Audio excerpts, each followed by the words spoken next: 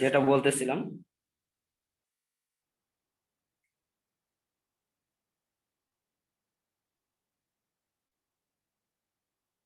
Passing sight distance. ধরো এরকম তোমার এটা ড্যাশ লাইন হবে।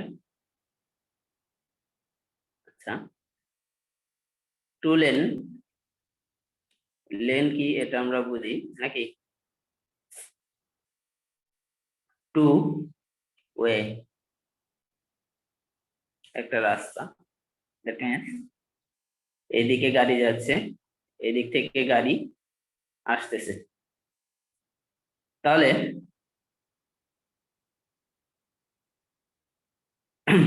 এই একটা ভেহিকেল, আর তার সামনে ধরো একটা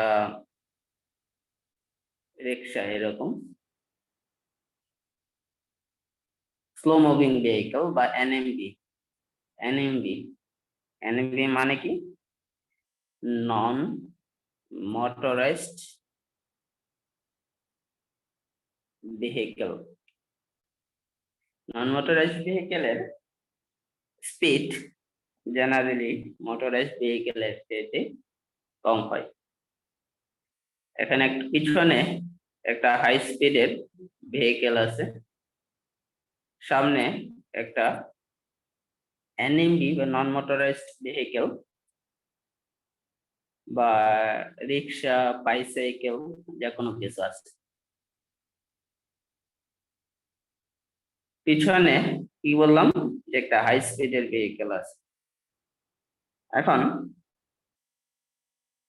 সামনে একটা নন মোটরাইজড ভেহিকেল থাকার কারণে এই পিছনের মোটরাইজড ভেহিকেল যত স্পিডেই চলতে পারুক না কেন, সে কখনোই এই এনএমভির চাইতে বেশি স্পিড তুলতে পারবে না। যদি এনএমভির চাইতে বেশি স্পিডে চলতে চায়, সেক্ষেত্রে কি এই এনএমভির সাথে কি হয়ে যাবে? কলিশন হয়ে যাবে, অ্যাক্সিডেন্ট হতে পারে, যে কোনো কিছু হতে পারে আসলে। তাহলে যেহেতু এই জায়গায় ড্যাশ লাইন দেওয়া আছে, ড্যাশ লাইন মানে কি? ড্যাশ লাইন মানে হচ্ছে যদি অপোজিট সাইড থেকে কোনো ভেহিকেল না আসে বা অপোজিট লেনে কোনো ভেহিকেল না থাকে, সেই ক্ষেত্রে সে মানে পিছনের ভেহিকেলটা কি করতে পারবে? চাইলে অপোজিট লেনে এসে নিজের লেনে আবার ব্যাক করে চলে আসতে পারবে। এই যে কাজটা হইল, এটাকে আমরা কি বলি? ওভারটেকিং।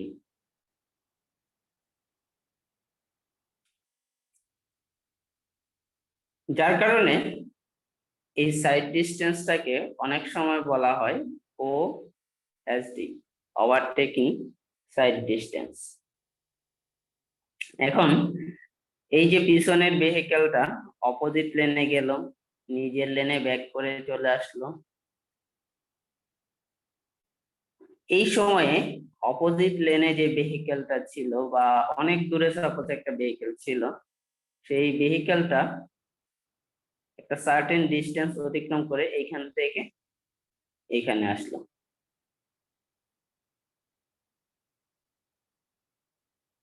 এখন এই যে কাজটা হইলো, যে ওভারটেকিংটা হইলো, ওভারটেকিং এর জন্য কতগুলো টার্মে আমরা ভাগ করি বা ডিস্টেন্স, পাসিং সাইড ডিস্টেন্সকে কয়েকটা ডিস্টেন্সে ভাগ করি। ডিস্টেন্স হচ্ছে কিছু বইয়ে 3টা ডিস্টেন্স দেওয়া আছে, কিছু বইয়ে 4টা।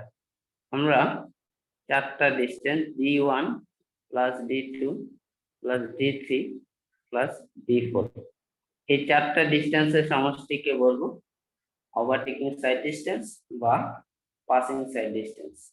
মিনিমাম পাসিং সাইড ডিস্টেন্স, রাস্তার মধ্যে কত ডিস্টেন্স অ্যাভেলেবল থাকলে ভেহিকেলটা ওভারটেক করে, সামনে স্লো মুভিং ভেহিকেলকে ওভারটেক করে নিজের লেনে ব্যাক করতে পারবে, ওই অ্যাভেলেবল মিনিমাম অ্যাভেলেবল ডিস্টেন্সটাকে আমরা বলতেছি passing sight distance. Passing sight distance. Okay, তাহলে আমরা দেখি স্লাইডটা। স্যার এটা আরেকবার একটু বলবেন? হ্যাঁ, এটা আরেকবার বলবো। জাস্ট স্লাইডটা ওপেন করি, দেন তোমাদেরকে ফিগার থেকে এটা দেখাচ্ছি। দেখো,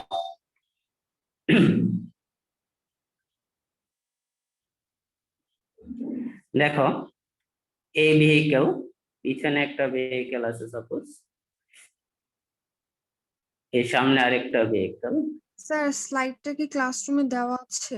না, স্লাইডটা ক্লাসরুমে দেওয়া হয় নাই, একটু মডিফিকেশন করতে হবে। সেই মডিফিকেশনটা করে তোমাদের ক্লাসরুমে দিতে হবে আর কি। আচ্ছা, পেয়ে যাবা তোমরা, আশা করি আজকে পেয়ে যাবো। গত উইকে বলছিলাম দিব, কিন্তু গত উইকে টাইম পাই নাই। আচ্ছা, দেখো এই একটা ভেহিকেল আর এই একটা ভেহিকেল, এটাকে বলতেছিলাম স্লো মুভিং ভেহিকেল। আচ্ছা, এখন দেখো যে এই যে পিছনে যে ভেহিকেলটা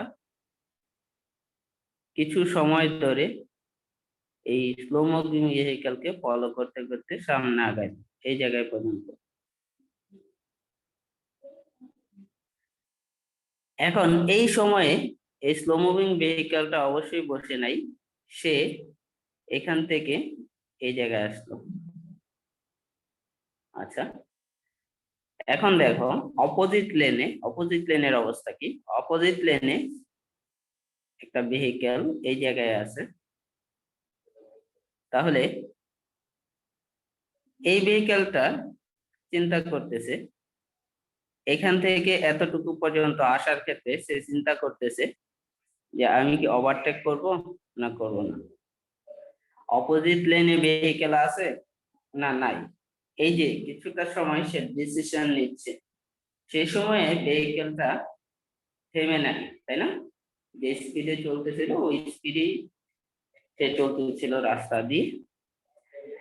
এখন এই যে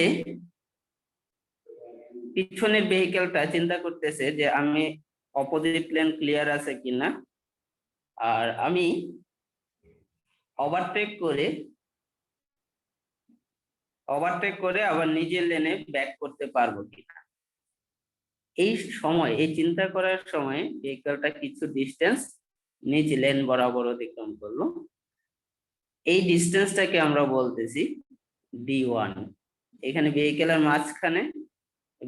মাঝখান থেকে মাঝখান পর্যন্ত যে ডিস্টেন্সটা বলতেছে, এই যে ভেহিকেলের মাঝখান থেকে ডিস্টেন্স, অথবা ফ্রন্ট যদি কাউন্ট করো, এই ফ্রন্ট থেকে ফ্রন্টের ডিস্টেন্স।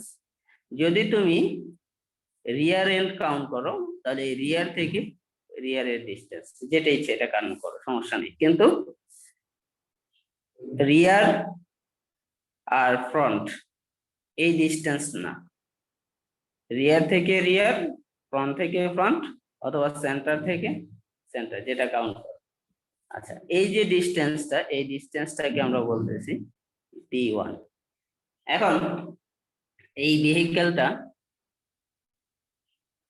এই সময়ে, মানে এই যে ডিসিশন নিল সে ওভারটেক করবে, সে আস্তে আস্তে কি করতে থাকবে, এই যে মিড লাইন, এই লাইনের দিকে আসতে থাকবে। দেখো এটা লাইনের দিকে চলে আসছে।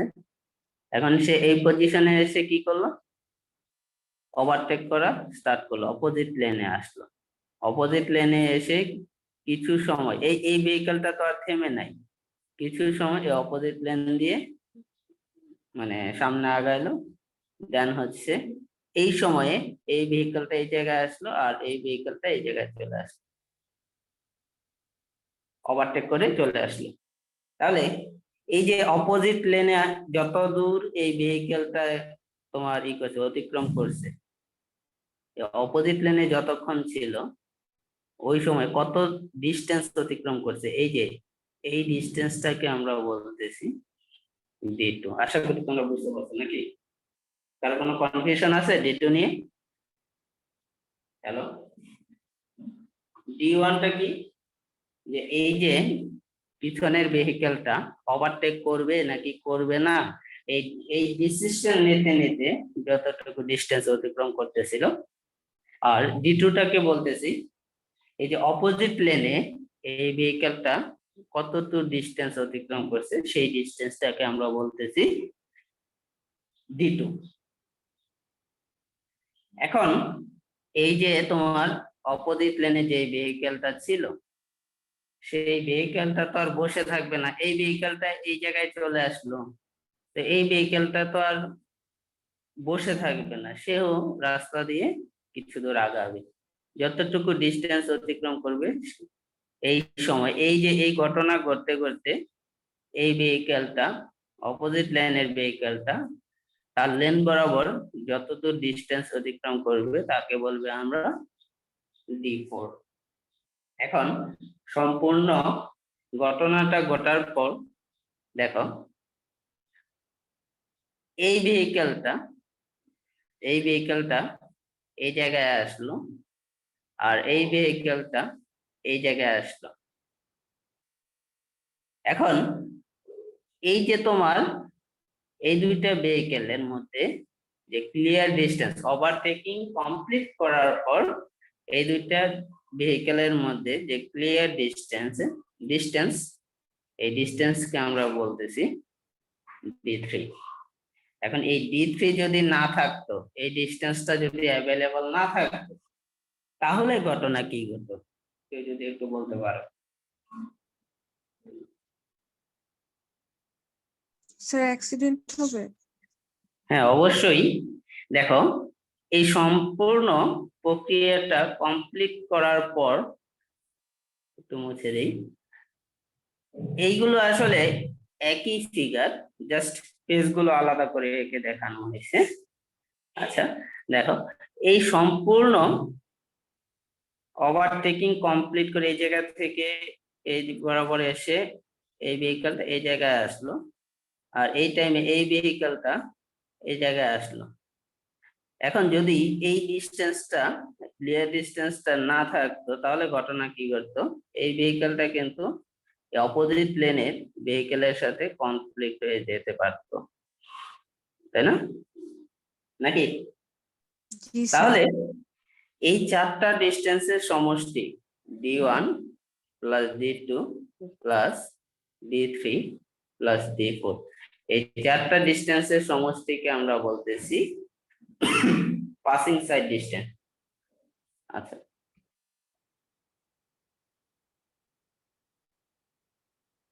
আচ্ছা এই জিনিসগুলোই এই জায়গায় তোমার এক্সপ্লেন করছে, তবে কিছু মানে অ্যাজাম্পশন যেগুলো বলতেছে, the vehicle being passed is traveling at a uniform speed, এটা মানে কি দেখো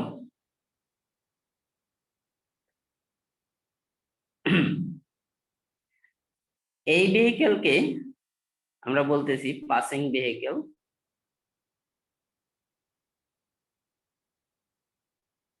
আর এই ভেহিকেলকে স্লো মুভিং ভেহিকেলকে আমরা বলি ফাস্ট ভেহিকেল বা ভেহিকেল টু বি ফাস্ট। তাহলে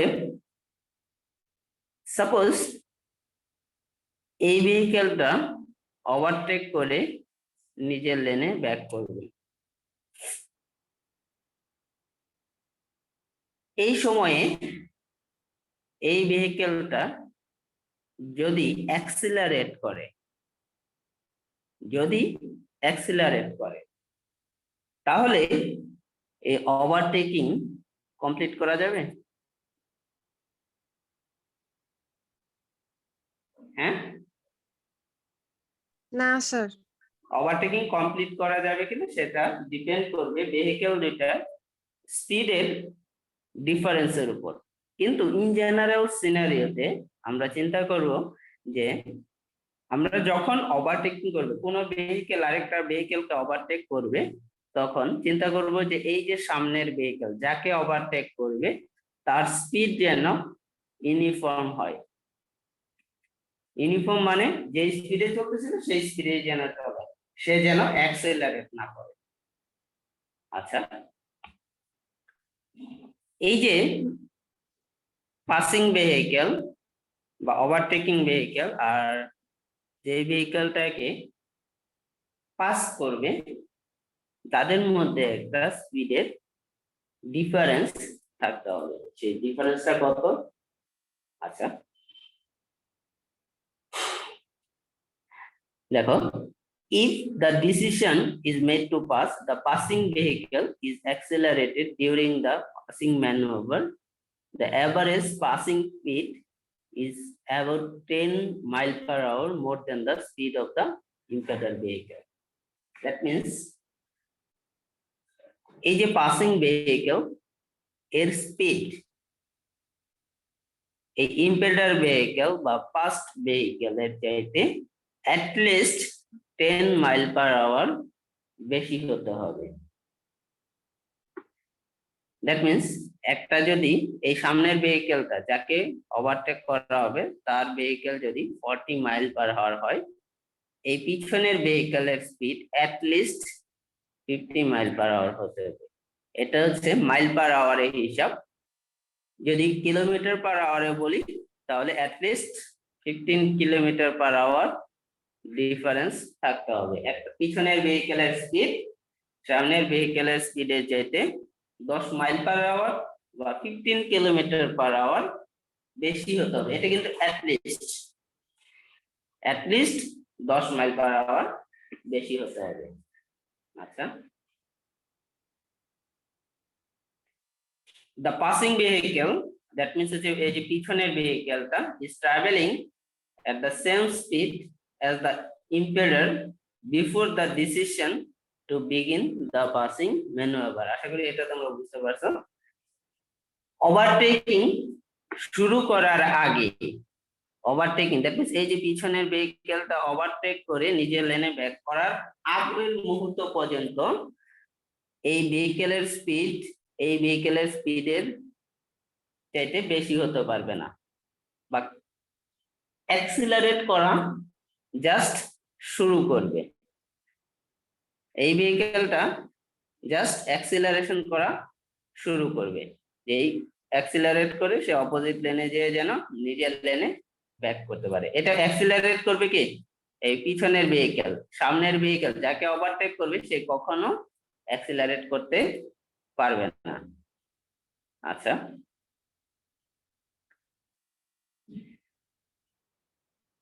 এই জিনিসগুলো তোমাকে বলা হচ্ছে suitable clearance exists between passing vehicle and opposite vehicle when passing vehicle re-enter the right lane, যেটা ক্লিয়ার ডিসটেন্স তোমাকে বলতেছিলাম। আচ্ছা, এখন প্রথম ডিসটেন্স d1 তুমি কিভাবে ক্যালকুলেট করবা? d1 এর একটা ফর্মুলা বলতেছে 1.47 কি জন্য ইউজ করতেছি? মাইল পার আওয়ার কে ফিটে কনভার্ট করার জন্য কনভার্সন ফ্যাক্টর হচ্ছে 1.47। আচ্ছা, আমরা একটা ফর্মুলা পড়ছিলাম d ইকুয়াল টু বা s equal to ut plus half at square. এই ফর্মুলাটা পড়ছে কিনা দেখো তো। হ্যাঁ, জি স্যার পড়েছি। ওকে, এখন d1 বলতেছে, এখানে একটু খেয়াল করো যে ইউ বলতেছে কি average speed of passing vehicle, M বলতেছে difference in speed of past vehicle and passing vehicle. আচ্ছা, মানে হচ্ছে ধরো যে ভেহিকেলকে পাস করবে বা পাসিং ভেহিকেল, যদি পাসিং ভেহিকেল বলি, পাসিং ভেহিকেলের স্পিড হচ্ছে 50, আর তোমার ফার্স্ট ভেহিকেল যাকে পাস করবে বা ওভারটেক করবে তার স্পিড হচ্ছে 40 মাইল পার আওয়ার। তাহলে এম এর ভ্যালু কত? এম কত? 10 mile per hour. That means M কাকে বলতেছি? দুটা ভেহিকেলের স্পিডের ডিফারেন্স কে আমরা বলতেছি এম। কথা কি বুঝতে পারছো? জি স্যার। ইউ বলতেছি যেই ভেহিকেলটা ওভারটেক করবে, ইউ বলতেছি যেই ভেহিকেলটা ওভারটেক করবে তার স্পিড। এখন তোমাদের একটা কথা বলতেছিলাম যে এই যে পিছনের ভেহিকেলটা d1 ডিস্টেন্স অতিক্রম করে এই জায়গায় আসলো, আর এই সামনের ভেহিকেলটা এই কিছু একটা ডিস্টেন্স অতিক্রম করলো নিজের লেনে থেকে। এখন এই যে যতক্ষণ সময় এই পিছনের ভেহিকেলটা নিজের লেনে থাকতেছে ততক্ষণ সময় পর্যন্ত তার স্পিড কখনোই এই ভেহিকেলের স্পিডের চাইতে বেশি হতে পারবে না। সর্বোচ্চ কত হতে পারে? সমান হতে পারে। তাহলে এই ভেহিকেলটা অ্যাকচুয়ালি কার স্পিডে যাবে? এই সামনে যে ভেহিকেল যাকে সে ওভারটেক করবে এই d1 ডিস্টেন্সটা অতিক্রম করবে তার স্পিডে। কি বলতে বুঝা গেছে? হ্যাঁ, তাহলে এই ইউ কে আমরা বলতেছি, এই ইউটাকে আমরা কনভার্ট করে বলতেছি U minus M. U minus M মানে হচ্ছে এই ভেহিকেলের স্পিড। তাহলে এই পিছনের ভেহিকেলটা সর্বোচ্চ এই স্পিডে তোমার হচ্ছে d1 ডিস্টেন্স অতিক্রম করবে। তাহলে d1 ইকুয়াল টু কি হবে? d1 ইকুয়াল টু আমরা যদি লিখি u minus m into suppose আমরা ধরে নিচ্ছি d1 ডিস্টেন্স অতিক্রম করবে t1 টাইমে, t1 half a t1 square. তা এটা মাইল পার আওয়ারে ফিটে কনভার্ট করার জন্য আমরা ইউজ করব 1.47। তাই দুই পাশ থেকে আমরা t1 কমন নিয়ে নিচ্ছি, তাহলে আসতেছে 1.47 t1 u minus m plus half a t1। এই ফর্মুলাতে এটা লেখা হয়েছে। দেখো বুঝতে পারছো কিনা? সবাই কি বুঝতে পারছো? হ্যাঁ, হ্যালো। জি স্যার। স্যার আরেকবার একটু বললে ভালো হয়। আচ্ছা, আরেকবার একটু বলতে দেখো, এই লাইনটা সবাই একটু খেয়াল করো। The passing vehicle is traveling at the same speed as the impeller before the decision to begin the passing maneuver। এই কথাটা কি সবাই বুঝতে পারছো কিনা বলো? জি sir. The passing vehicle is traveling at the same speed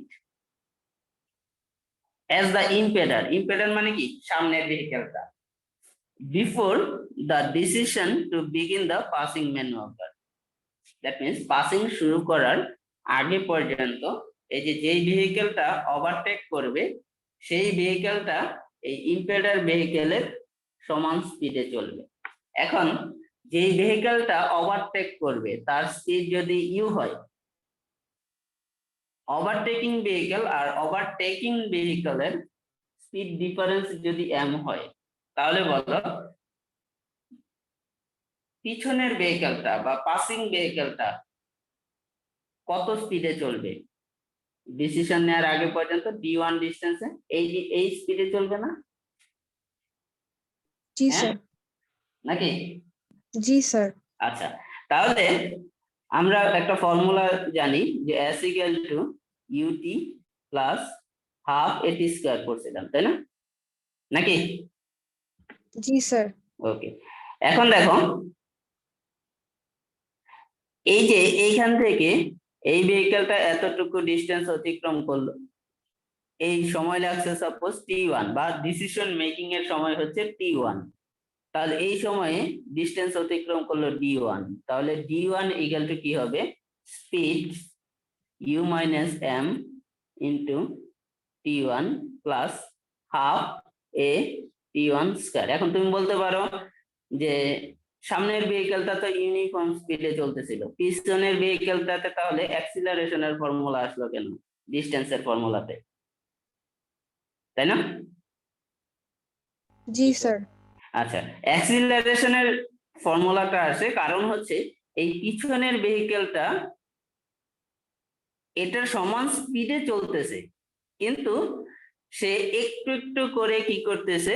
accelerate করতেছে। যে হঠাৎ করে তো সে যখন অপোজিট লেনে যাবে তখন তাকে অ্যাক্সিলারেট করতে হবে, ফুল সুইং এ অ্যাক্সিলারেট করতে হবে। তাহলে ফুল অ্যাক্সিলারেশন অ্যাটেন্ড করতে হলে এই লেনে থাকতেই সে কি করে? যে একটু একটু করে অ্যাক্সিলারেট করতে থাকে, তাই না?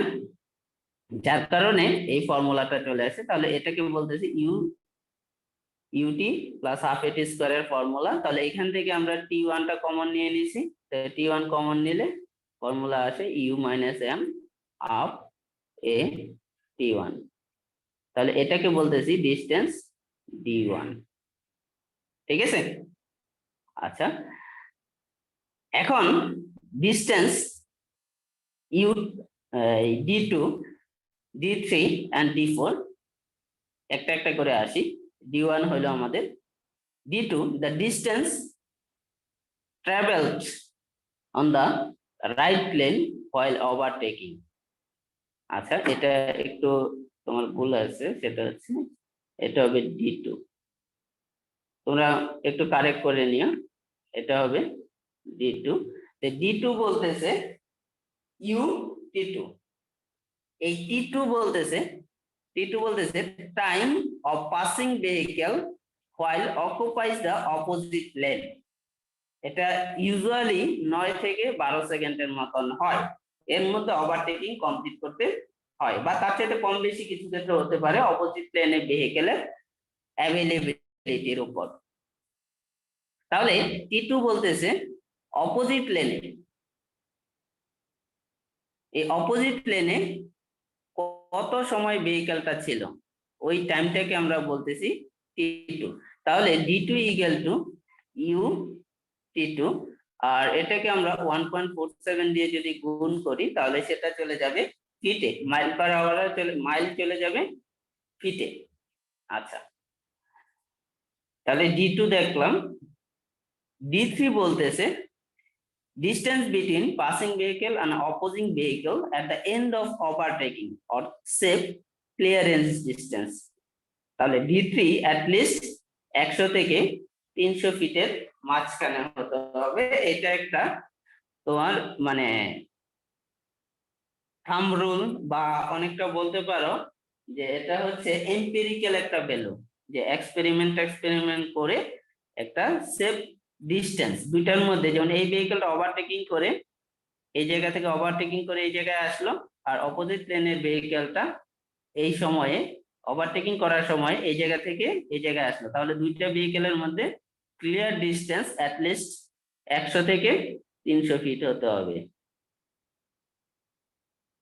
ঠিক আছে? আচ্ছা, এর এখন তুমি এটা 100 ধরতে পারো, 200 ধরতে পারো, মানে তোমার অ্যাটলিস্ট পাসিংটা কমপ্লিট করার জন্য কত ডিস্টেন্স লাগবে, বা তুমি কত সেফলি এই পাসিং এই কাজটা তুমি কমপ্লিট করতে চাচ্ছ তার উপর এটা ডিপেন্ড করবে। আচ্ছা, এই যে অপোজিট লেনের ভেহিকেল এই সম্পূর্ণ পাসিং এর ঘটনাটা বা ওভারটেকিং এর ঘটনাটা কমপ্লিট করতে যত সময় লাগছে, সেই সময়ে এই জায়গা থেকে এই জায়গায় আসলো, এই ডিস্টেন্সটাকে আমরা বলতেছিলাম D4। এই ডিস্টেন্সটার নাম হচ্ছে এনক্রোচমেন্ট ডিস্টেন্স। আচ্ছা, এই D4 এই D2 যে সেই সময় সে অপোজিট প্লেনে ছিল, সেই ডিস্টেন্সের 3 ভাগের 2 ভাগ, এর বেশি হতে পারবে না। আচ্ছা, তাহলে এখান থেকে আমাদের ফর্মুলাটা তাহলে কি দাঁড়াইলো? পাসিং সাইড ডিস্টেন্স হলো 1.47 U minus M T one, U minus, আচ্ছা, plus half A T one square plus 1.47 U T two plus 100 to 300 এর মধ্যে যে কোনো একটা ভ্যালু, কত সেফলি আমরা ওভারটেকিংটা কমপ্লিট করতে চাই তার উপর ডিপেন্ড করবে এটা, plus 2/3 of 1.47 U T two. এটা হচ্ছে পাসিং সাইড ডিস্টেন্সের ফর্মুলা, মিনিমাম পাসিং সাইড ডিস্টেন্সের ফর্মুলা। আশা করি সবাই পাসিং সাইড ডিস্টেন্স কি এটা বুঝতে পারছো নাকি? ওকে, স্যার D3টা কি 100 থেকে 300-র মধ্যে যে কোনো একটা ভ্যালু ধরলেই যে হবে? কোনো একটা ভ্যালু হতে পারে। ঠিক আছে? হ্যালো। যে কোনো একটা ভ্যালু হইতে জি, পারে, তবে এটা সাধারণত 180 ফিট এর কাছাকাছি ধরাটা বেটার, সেফ। কি বলতে বুঝে গেছে? জি স্যার। এখন দেখো যে তুমি ওভারটেক কখন করবা, যত ডিস্টেন্স অ্যাভেলেবল থাকবে তত ওভারটেকিং করাটা কি সেফ না? হ্যাঁ, রাস্তার মধ্যে এই যে ওভারটেকিং করতে, ওভারটেকিং এর জন্য যত ডিস্টেন্স অ্যাভেলেবল থাকবে তত ওভারটেকিং করাটা সেফ না? নাকি বুঝো নাই আমার কথা? এই যে এখানেই দেখো, এই ডিস্টেন্সটা ওভারটেকিং এর ডিস্টেন্স আমরা বলতেছি এইখান থেকে এতটুকু। এখন এই ভেহিকলটা যদি এই জায়গায় না থেকে এই জায়গায় থাকতো, তাহলে অ্যাভেলেবল ডিস্টেন্স কি কতটুকু হইতো? এতটুকু হইতো না? হ্যাঁ, অ্যাভেলেবল ডিস্টেন্স কি এতটুকু হইতো নাকি? তাহলে এই এই ক্ষেত্রে ওভারটেকিংটা কি আরো বেশি সেফ হইতো, তাই না? ওকে, মিনিমাম আমরা বের করতেছি, এই ফর্মুলার মাধ্যমে বের করতেছি মিনিমাম কতটুকু ডিস্টেন্স অ্যাভেলেবল থাকতে হবে যেন তুমি কি ওভারটেক করতে পারো। এইখানে এই ভেহিকেলের মধ্যে মিনিমাম কতটুকু ডিস্টেন্স থাকতে হবে যেন ওভারটেকিং সেফলি কমপ্লিট করা যায়। আচ্ছা, এখন যদি এটা 100 ধরো, সেক্ষেত্রে কি একটু রিস্ক থেকে যাবে, 300 ধরলে কি একটু রিস্ক কম থাকবে। আচ্ছা, এই জিনিসটা ম্যাথমেটিক্যাল এক্সাম্পল দিয়ে দেখি আমরা একটা।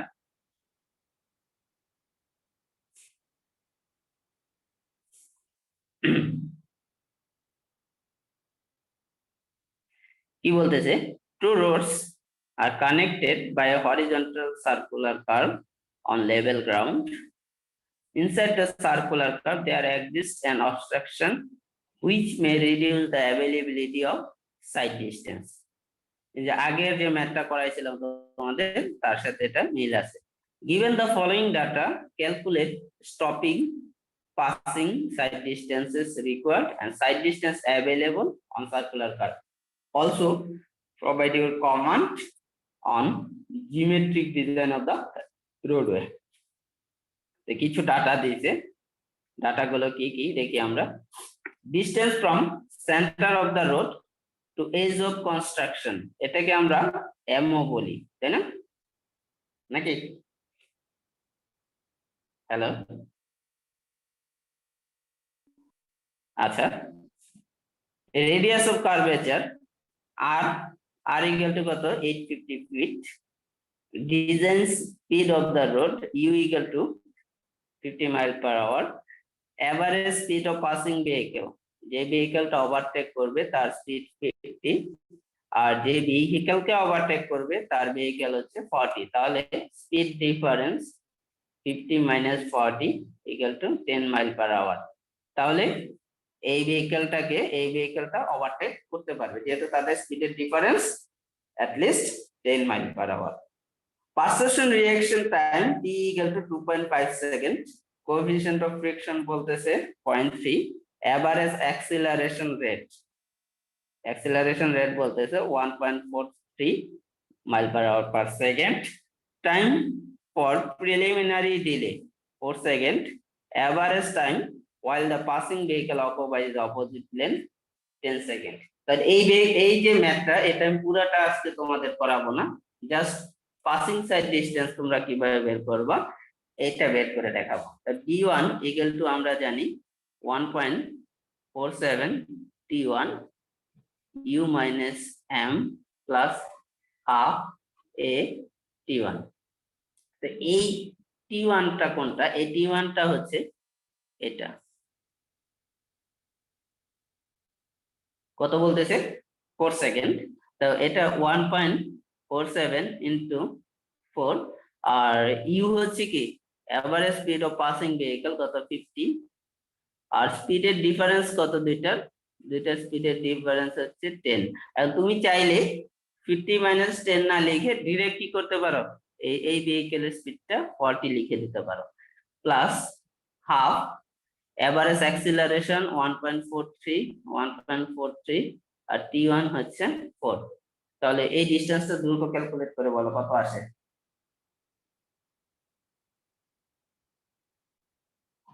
এটা কত আসে?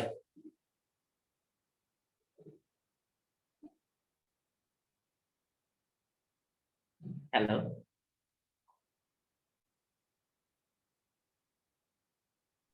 স্যার 252.016 252.016 252.016 এত ফিট। ওকে, D2 কত আসবে? D2 ইকুয়াল টু আমরা জানি 1.47 ইউ T2। তাহলে 1.47 ইউ হচ্ছে 50, এই 50, আর T2 টা হচ্ছে এই যে 10 second average time while passing vehicle অকুপাইজ the opposite lane, তাহলে 10। তাহলে এটা কত আসবে? 500 ইনটু 1.47 কত আসে? স্যার 735। 735 ফিট। তাহলে D3 ধরে নিলাম আমরা 180 ফিট, যে ক্লিয়ার ডিস্টেন্স দুটার মধ্যে।